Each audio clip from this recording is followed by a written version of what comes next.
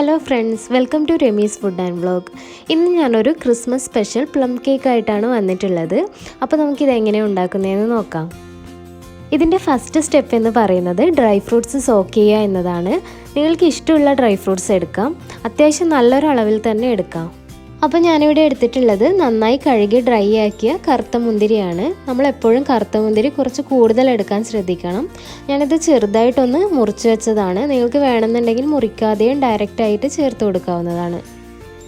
പിന്നെ ഞാൻ എടുത്തിട്ടുള്ളത് നമ്മുടെ നോർമൽ സാധാരണ ഉണക്കമുന്തിരിയാണ്. ഇത് ഞാൻ ചെറുതായിട്ടൊന്ന് കട്ട് ചെയ്തെടുത്തതാണ്. പിന്നെ ഞാൻ എടുത്തിട്ടുള്ളത് tutti Frooti, dry cherry, dry apricot, കുറച്ച് ഈത്തപ്പഴം ചെറുതായി മുറിച്ചെടുത്തതാണിത്. പിന്നെ കുറച്ച് ഡ്രൈ പൈനാപ്പിളും എടുത്തിട്ടുണ്ട്.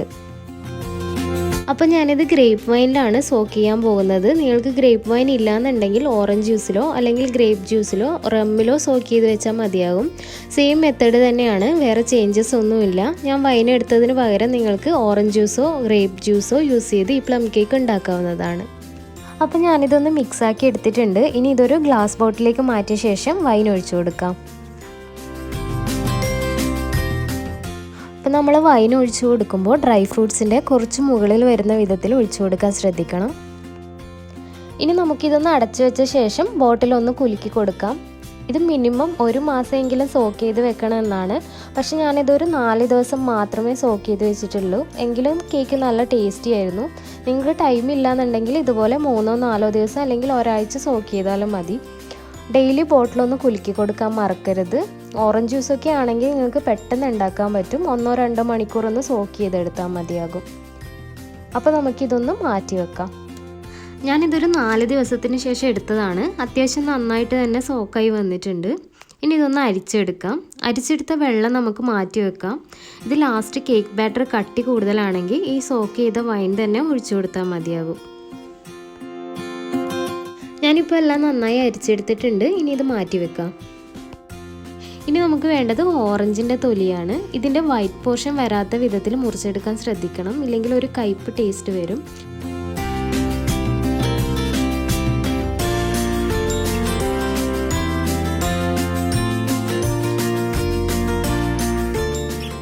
ഇങ്ങനെ മുറിച്ചെടുക്കാൻ ബുദ്ധിമുട്ടുള്ളവർ ഇതുപോലെയുള്ള ഗ്രേറ്ററിലൊന്ന് ഗ്രേറ്റ് ചെയ്തെടുത്താൽ മതിയാവും. അപ്പം ഞാനെല്ലാം മുറിച്ചെടുത്ത് ചെറുതായിട്ടൊന്ന് അരിഞ്ഞെടുത്തതാണിത്. 2 ടേബിൾ സ്പൂൺ ഓറഞ്ച് സെസ്റ്റ് ആണ് നമുക്ക് വേണ്ടത്. ഇനി ഇതൊന്ന് മാറ്റി വെക്കാം. ഇനി അടുത്ത സ്റ്റെപ്പ് എന്ന് പറയുന്നത് പഞ്ചസാര കാരമലൈസ് ചെയ്തെടുക്കലാണ്. ഇതിനായി ഒരു പാൻ ചൂടാക്കിയ ശേഷം 1/2 കപ്പ് പഞ്ചസാര ചേർത്ത് കൊടുക്കാം. ലോ ഫ്ലെയിമിൽ ഇതൊന്ന് മെൽട്ടായി വരുന്നവരെ ഒന്ന് വെയിറ്റ് ചെയ്യാം. അപ്പോൾ ഇത് കളർ മാറി വന്നിട്ടുണ്ട്. കരിഞ്ഞു പോകാതെ സൂക്ഷിക്കണം. ഇനി ഇതിലേക്ക് 1/4 കപ്പ് തിളച്ച വെള്ളം ഒഴിച്ചു കൊടുക്കണം. വെള്ളം ഒഴിക്കുമ്പോൾ കുറച്ച് മാറി നിന്ന് ഒഴിക്കാൻ ശ്രദ്ധിക്കണം. അപ്പോൾ ഇത് നന്നായി തിളച്ച് റെഡിയായി വന്നിട്ടുണ്ട്. ഇനി ഇതിലേക്ക് നമ്മൾ നേരത്തെ ചെറുതായി മുറിച്ചെടുത്തിട്ടുള്ള ഓറഞ്ച് സെസ്റ്റ് 2 ടേബിൾ സ്പൂൺ ചേർത്ത് കൊടുത്ത് ഒന്ന് തിളച്ച ശേഷം ഫ്ലെയിം ഓഫ് ചെയ്ത് ചൂടാറാനായി മാറ്റി വെക്കാം. ഇനി ഒരു ബൗളിലേക്ക് 1 കപ്പ് മൈദ അരിച്ച് ചേർത്ത് കൊടുക്കാം. അതിൻ്റെ കൂടെ തന്നെ 1/2 teaspoon baking soda, 1 teaspoon baking powder, 1 pinch ഉപ്പ്, 1/4 ടീസ്പൂൺ പട്ട പൊടിച്ചത്, 1/4 ടീസ്പൂൺ ഏലക്കപ്പൊടി, 1/4 ടീസ്പൂൺ ചുക്കുപൊടി, 1 teaspoon coffee powder. Coffee powder നിങ്ങൾക്ക് വേണമെന്നുണ്ടെങ്കിൽ ചേർത്താൽ മതി. ഇതിന് പകരമായിട്ട് 1 ടീസ്പൂൺ ബൂസ്റ്റ് ചേർത്ത് കൊടുത്താലും നല്ല ടേസ്റ്റാണ്. പിന്നെ നിങ്ങളുടെ കയ്യിൽ നട്ട്മെഗ് പൗഡർ ഉണ്ടെങ്കിൽ 1/4 ടീസ്പൂൺ നട്ട്മെഗ് പൗഡർ കൂടി ചേർത്ത് കൊടുക്കാം. ഇനി ഇതൊന്ന് മിക്സ് ചെയ്ത് കൊടുത്ത ശേഷം മാറ്റി വെക്കാം.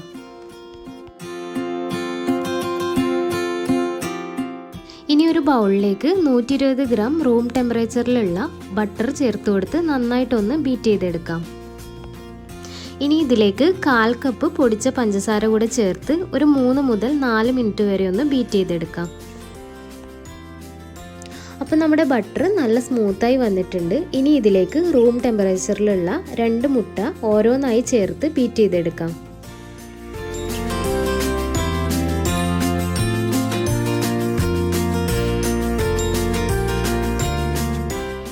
ഇനി ഇതിലേക്ക് 1/4 കപ്പ് ഓയിൽ ചേർത്ത് കൊടുക്കാം. വെളിച്ചെണ്ണ ചേർത്ത് കൊടുക്കരുത്.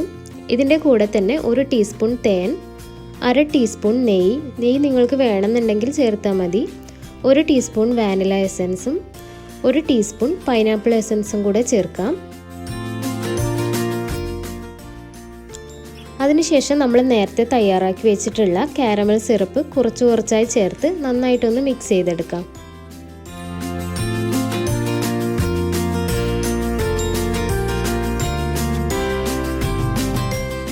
ഇതിപ്പോൾ നന്നായി ബീറ്റ് ചെയ്തെടുത്തിട്ടുണ്ട്. ഇനി നമ്മൾ നേരത്തെ സോക്ക് ചെയ്ത് വെച്ച ഡ്രൈ ഫ്രൂട്ട്സ് ആണ് ചേർക്കേണ്ടത്.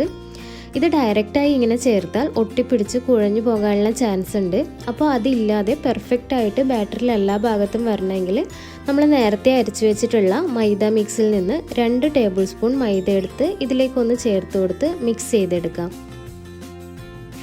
ഇനി ഇതിലേക്ക് മൈദ മിക്സ്ചർ കുറച്ചായി ചേർത്ത് കൊടുത്ത് അതിൻ്റെ കൂടെ തന്നെ ഡ്രൈ ഫ്രൂട്ട്സും കൂടെ ചേർത്ത് ചെറിയ സ്പീഡിലൊന്ന് മിക്സ് ആക്കി എടുക്കാം.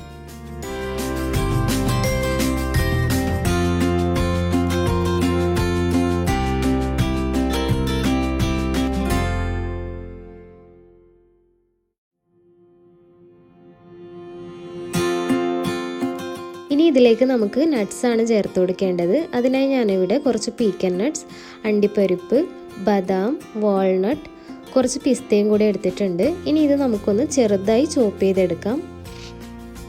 അപ്പോൾ ഞാനിതൊരു ചോപ്പറിലിട്ട് ക്രഷ് ചെയ്തെടുത്തതാണ്. ഇനി ഇതും കൂടെ ബാറ്ററിലോട്ട് ചേർത്ത് കൊടുത്തൊന്ന് ചെറുതായി മിക്സ് ചെയ്തെടുക്കാം. അപ്പോൾ നമ്മുടെ ബാറ്റർ റെഡിയായി വന്നിട്ടുണ്ട്. ഇതിപ്പോൾ കുറച്ച് കട്ടി കൂടുതലാണ്. അപ്പോൾ നമുക്കിതിലേക്ക് ഡ്രൈ ഫ്രൂട്ട്സ് സോക്ക് ചെയ്ത് വെച്ച അതേ വൈൻ തന്നെ 1 ടീസ്പൂൺ ചേർത്തൊന്ന് മിക്സ് ചെയ്തെടുക്കാം. പ്ലം കേക്കിൻ്റെ ബാറ്റർ കുറച്ച് കട്ടിയായിട്ട് തന്നെയാണ് വേണ്ടത്. അതുകൊണ്ട് വൈൻ ഒഴിച്ചു കൊടുക്കുമ്പോൾ ബാറ്റർ ലൂസായി പോകാതെ കുറച്ച് മാത്രം ഒഴിച്ച് മിക്സ് ചെയ്തെടുക്കാൻ ശ്രദ്ധിക്കണം. കേക്ക് പാനിൽ ബട്ടർ പേപ്പർ വെച്ചൊന്ന് ഗ്രീസ് ചെയ്തെടുത്ത ശേഷം ബാറ്റർ ഒഴിച്ചു കൊടുക്കാം. ഇനി ഇതൊന്ന് ടാപ്പ് ചെയ്ത ശേഷം കുറച്ച് അണ്ടിപ്പരിപ്പും ടൂട്ടി ഫ്രൂട്ടിയും ഒക്കെ വെച്ചൊന്ന് ഡെക്കറേറ്റ് ചെയ്യാം.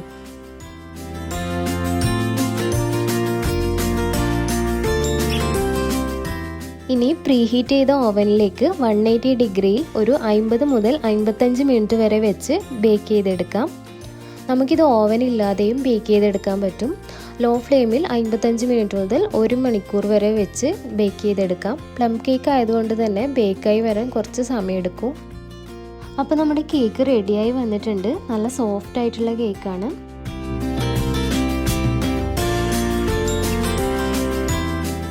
ഇതൊന്ന് തണുത്തതിന് ശേഷം നമുക്ക് ബട്ടർ പേപ്പറിൽ കവർ ചെയ്ത് വെക്കാം. ഇത് 1-2 ദിവസത്തിന് ശേഷം കഴിക്കാനായിരിക്കും കൂടുതൽ ടേസ്റ്റ്. അറ്റ്ലീസ്റ്റ് ഒരു 8 മണിക്കൂറെങ്കിലും കവർ ചെയ്ത് വെക്കാൻ ശ്രദ്ധിക്കണം.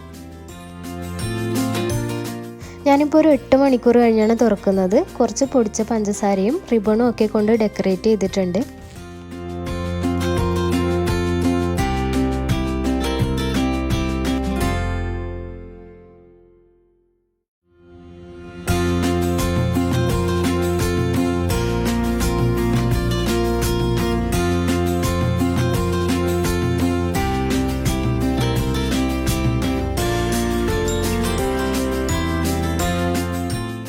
നല്ല സോഫ്റ്റും മോയിസ്റ്റും ആയിട്ടുള്ള പ്ലം കേക്കാണിത്. അപ്പോൾ എല്ലാവരും ട്രൈ ചെയ്ത് നോക്കുക. വീഡിയോ ഇഷ്ടമായാൽ ലൈക്ക് ചെയ്യാനും സബ്സ്ക്രൈബ് ചെയ്യാനും മറക്കരുത്.